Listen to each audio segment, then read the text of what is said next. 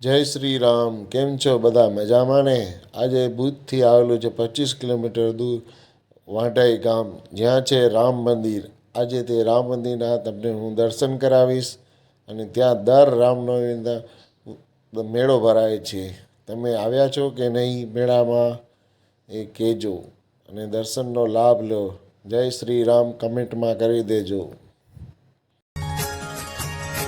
Shri Ram Jai Jai Ram. Shri Ram Jai Jai Ram. Shri Ram Jai Jai Ram. Shri Ram Jai Jai Ram. Shri Ram Jai Jai Ram. Shri Ram Jai Jai